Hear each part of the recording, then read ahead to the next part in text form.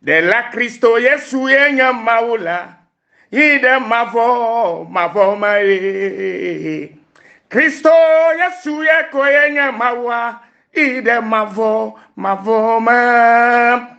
de la Kristo Yesu kwenye maula ide mavo mae Kristo Yesu kwenye mawa ide mavo ma Nenyege khoye amadi sekola agbela swasiwo novinye Kristo Yesu enya mau ide mavo mebena negbe khoye amadi sekola na be ya trozo ama jojelo de la Yesu Kristo enya mawa ide mavo Nyapeto Yesu Kristo de kanya maula ire mavo me hey Kristo Yesu de kakwenya mawale ire mavo malo no viro lo to oh efekweselo megato bonamie megato akpedana mawu musekatato de nyadomotol selfa gbeta mau de kama koeli kenye musekatato kenye agbegbogbo katafwe mau noviye enya be mau de kama koeli ya ne nyala kena nyabe etrosi ya yato etosi amovovo etosi edomenyinila le maugbo eye ngbedodo kata sike kure wa gbeunti le maugbo na ola o kata ola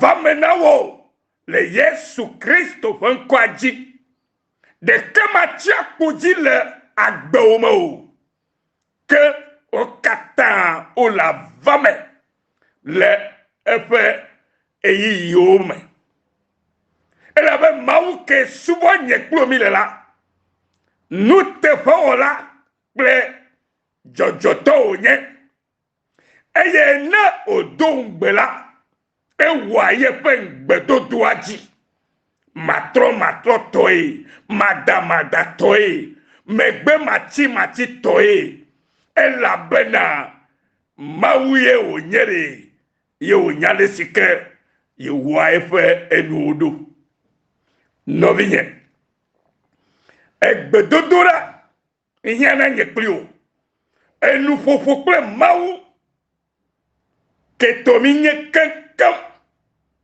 le sike tomi chowo ye tofe gbedoho kokwe sike mo nonala na nye na kwesebe nye bedoko na mawu Kristo Yesu la nyabe enu siokata nye nu nyonu enu siokata nye nu gbegbele kemagato no mo ko elabe Kristo Yesu fe bedoko kenye kwemito zitaye eye miamela enunyo yayirao la meseo enu jejinamo enu kokeo nyatefenyao lolo untifafa etufafa anukwari toto ple enu jojo katawo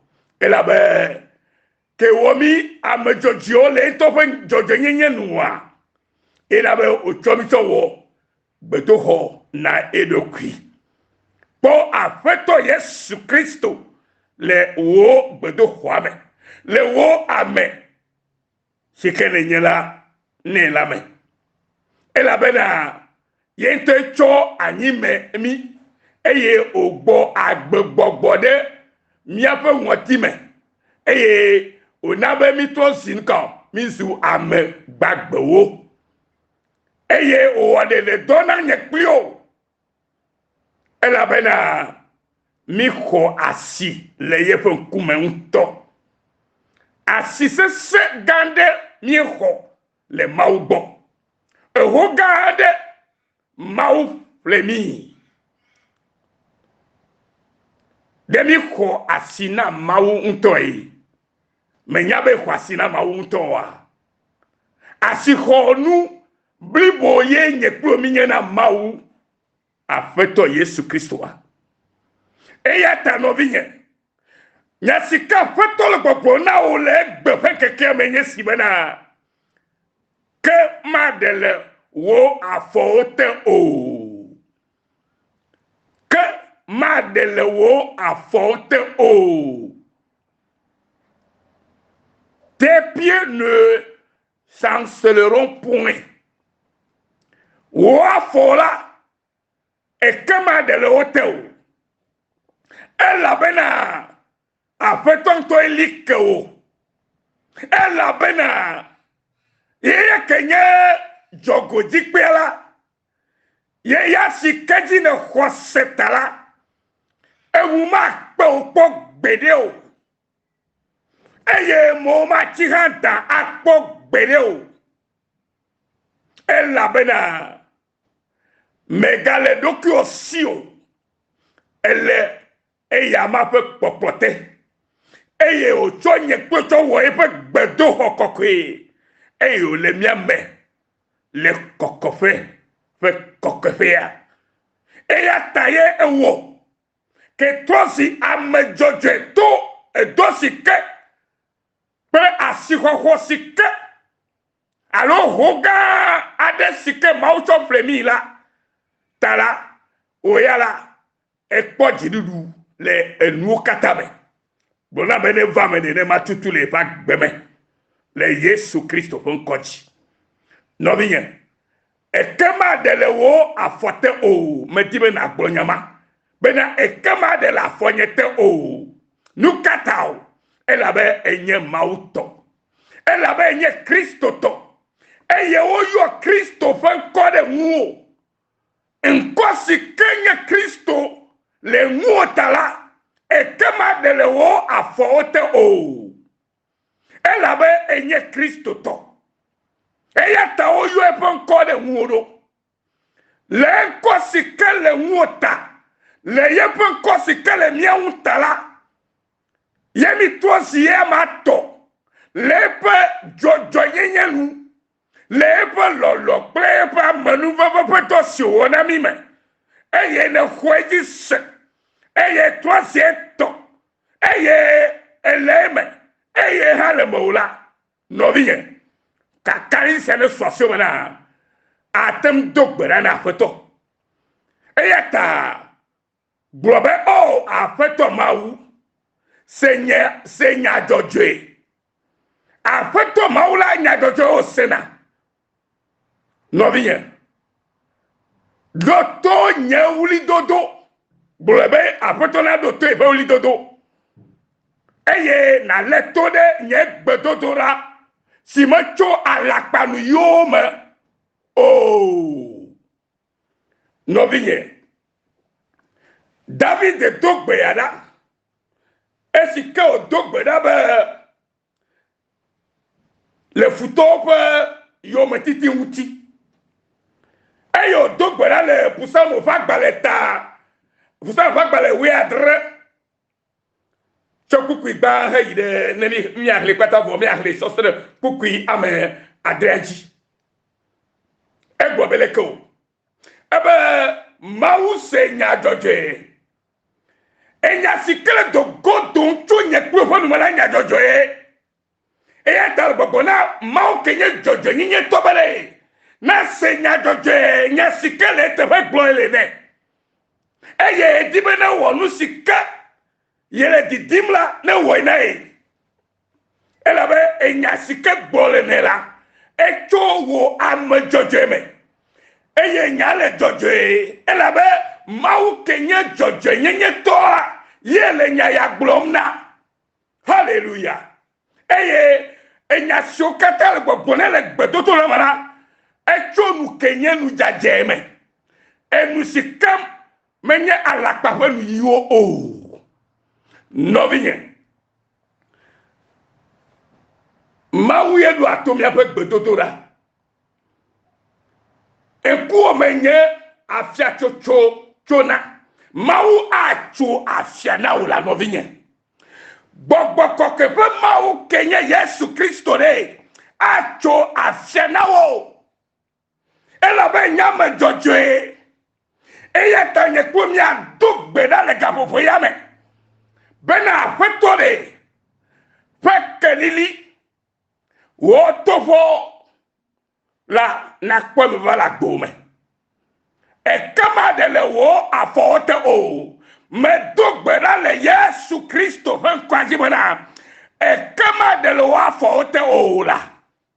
Ela be nyame jojoe la fetola me la. Enye Kristo tola. Oyo epenko de mwobe Kristo Yesu. Pe ameye nenye. Yesu Kristo toye nenye. Eyata. Egbedodo da ya. Le futo pe yo metiti untia. Apeto ase wo gbedodo da. Medibe na dogbera le honope. Alléluia. Ye na gobo oh apeto mawu se katato. Se nya jojoe la. Nya si glomele na wala. Nya jojoe nu si kele tepe la. Nu si keye tutuye. Oh, apeto ne kokple wonku jojoe la. Nu matutu wo mole. De wo dola si kenye wo gbedo kola mu. Ya ta nye wli do dola na se. La letore nye gbedo la mu. Si macho alakpalu yomo o launti. Nku ome nye afia chona. Afia jojoena maunye. Wanku okwa anu tututu alo. Maupe nku la okwa anu sile jojoe. Mau mutoye doa amepeji pona. Eye ojroa amepme. Ezakple keli eye ololona amebe yakobe susu vodi mele emoumaha miakpo la susu vodi megale miamo eya tame dogbeda le Yesu Kristo fe kome bena wo ke siagbe fe maunya ya eye o vale o agbeba takataka la se gome gbebeda maupa me menye yame dogbeda tabana. Ekema de la forte o. Ekema de la forte o. Le Yesu Kristo ven come. Ela bena hoga de mau tople nye plio. Asiko hoga de ye mie khole mau ven kume. Eya ta ochepo bu savore nye plio taro. Bena choegbe ya jine konya yodi sela. Na kwale keto trola vagbome le Yesu Kristo ven kwa jila. Novi maude irao le Yesu ven kome be esenya yao ne vamono nema le Yesu ven kome. Yo novi lolo ao me gado gbenami mo kwesebe mi fole mi ape no fokem abeleke mi oha mi fonyi le afeto Kristo Yesu fe ametakpokpo mavomate ene onye jijo gade na mbe novinyo katale enyanyu siasengbe siagbe o jemaunu mau dolo le jijokpon de miadome tole siade fe agbewu mau ele jijokpon de miawu esiayi elabe ne fe nyagbe va miagbokola mi oha mi khone atu o pona no fele miame mi chodena do me eyata o yira mi do eyata mi trozi ya yira fa modo le Kristo Yesu fa encore que me dopona mi kami yo miapa fo moto fo kawe mi dakpene mia de la Yesu Kristo fe donyu so wo mo le mia de moto de sia fa gbomen keke sia keke lata e ya le kako iche bubu ple kafu kafu e ya le kako ye kulu katala jena e ado katala huna nene ma ulema ela be ya nyamawu ta egbela mi gale afeto fe nkunu eye ole nu foganami ta mi no toji mi ase ne mi okata mi akpo evide nu keleme na mi apo fufu poko va pelo le Yesu Kristo fon come ke egbela mi ape etanya le poko na mi bena si jeje nesu asiwo ne na nya Yesu Kristo fe mawu nyenye alebe na tengu adi da se le enwu ple emehuhu esiayi si jeje nesu asio ne na nya Yesu Kristo fe mawu nyenye alebe na tengu ano da se dim le enwu ano emehuhu esiayi. Alléluia.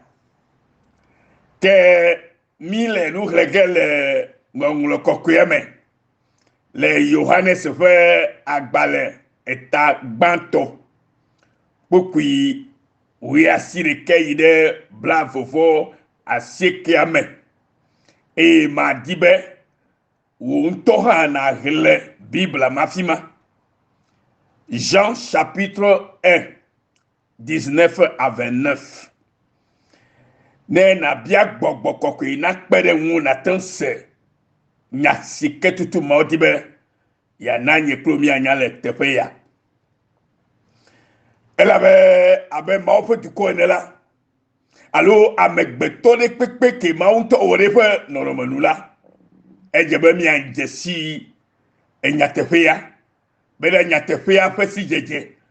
Nyatefe fe nyanyala ne womi amesi otutu maudi be mi nyenai ko yobe ame vovo alo abrolivio ye bibla yole ye fe gongon le fe gbeme ame vovo si o nye ame jojo si o ngu nouveau megaleo nenye be esijeje su asio alo sumi asi mienya Yesu Kristo fe mawu nyenye la mi ateno da se dim ano mevuvuji ano Kristo Yesu mevuvuji menye le nouveau vuvu mawu elabe amesike jesi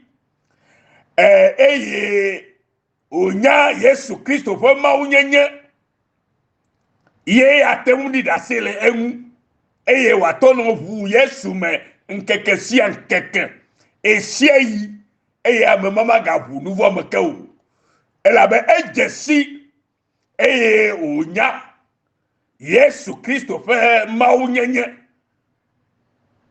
eye o da se dimle eye adokime hele me vu be siegbe le lusike onamita le nu do ma voke onamita eyo gbabe owunu katalu elabe ewo ewunu nyatepe tanemi gle Johannes fe agbale ya etagban kuku ya sekere blavo aseke me ya vo madibe ma chokuku i blavo aseke ya eye ade gome fima yemi gle bena esi mukela ekpo Yesu bonade egbo eye oglone bena eye oglobena pora maufe alevi si le ya mefe eluvola chomi yina la enyesi pe enu ya Johannes ke di dase le Kristo Yesu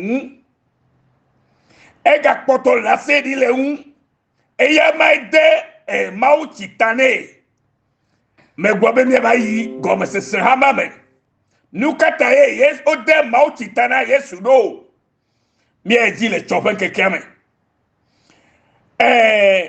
obele sia megbela ke Yesu bava eye Yohanes gakpoela ele gbogbo na mo na nyabere ele da se di le ube na nyabere Yesu Kristo aetozi alevi kenye mau dorida mi agbo le yefe nudu anyinu bena neba de kike wepe nuvoda ye me gbobe mau fe gbogbo le fola ni obo ba de kike wepe nuvoda de no biye ke owo ke tosi Kristo tori e nouveau galewa un nouveau balai qui aime nos ya bien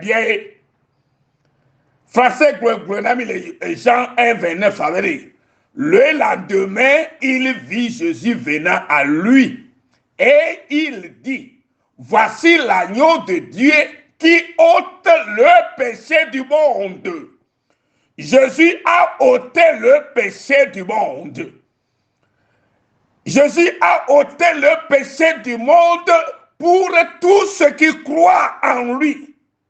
Yesu Christo de qui kame pe nouveau da ne amesiokata khoegise ke amesiomo khoegise ola wo ya la un nouveau balo pe ki na wo vo mie mesio troisième yemi khoegise be Yesu vanya tape eye va wo de dossier nami eye o chomia pe nouveau gbo hey he chokemi la kemi anyabe nouveau megare hike ya menami o yawo ela be asola mi megare mi le hike ya mofola mi meganya hike ya to kemi tozi Yesu to eyata o jimi chochi fo ema eyata mi o yala e nouveau megare hike sikan nya Yesu Kristo be hike ya menami o mi le hike ya mo menye hike ya to que minye Yesu Christo to azon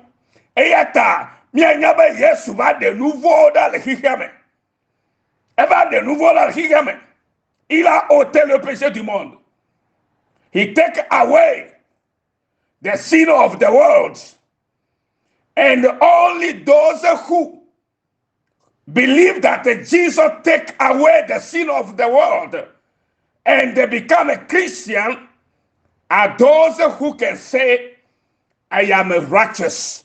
Wo kreato go be aso me tozi amojojo ela beda Yesu Kristo ke va wo dosia de tanyela mo kweji se e ya ta nouveau megale hihe ya me na nyao ela bo over de didavo ke amesio ma ko Yesu Kristo ji sola wo we nouveau gale hihe me na wo we la ga no nouveau me e ya ta mi anya be Yesu de ka kwenya e mo sikeji amegbeto la to ne wa to de fo nouveau da le kike kemele le vagbeme alebena wa nye Yesu to wa trozi Yesu to wa trozi mauvi bena maga do be nouveau balé kike mela yako amesia me ke gale do ke pombe bena e nouveau balé kike ya mena yala amema me ko trozi mo amema me ko trozi Kristo to hado la Bible a bena mi nyure o de nouveau da.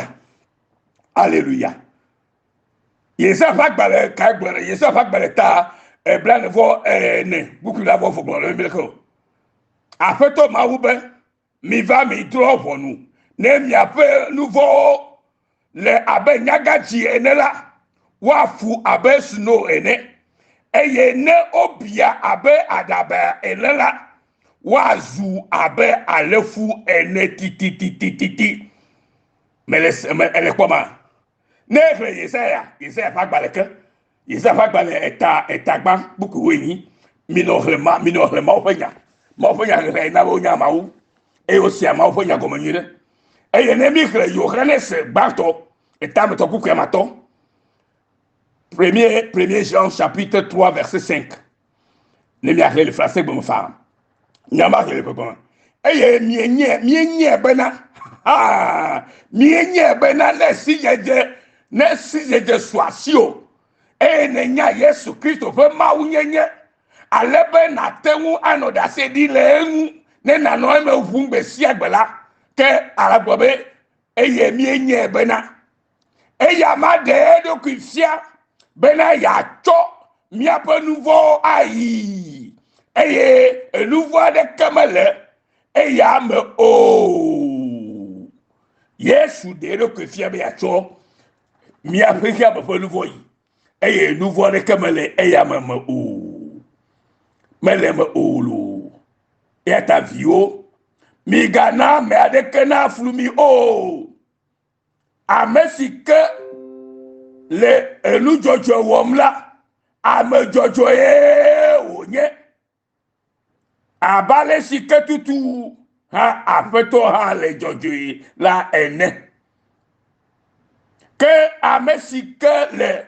nouveau womla eya cho abosame elabena abosan wa nouveau cho egome jeje me kelu eya tanovie c'est comme emi ma jikelo ne bia de la siori na bia cho nyayoti na le yesa pa ba tabla atovo etokuku ya matre na le yesa pa ba ta bankuku wenyi e na le yohan pa ba le siaou ha ne bia la siona bia la fa ne ma de gomno be nouveau me gale ki ke sema na mi a Kristo to yawo ela be Yesu ba de vida Jose maji emi no teru na kwesenela ala kwa Kristo penti kokela bomelu no vi Yesu yo oyira maulolo avajilula jo to forgiveness mission Australia e pe gbemi gase no yo mauyira mikare de Yesu Kristo bon come amen.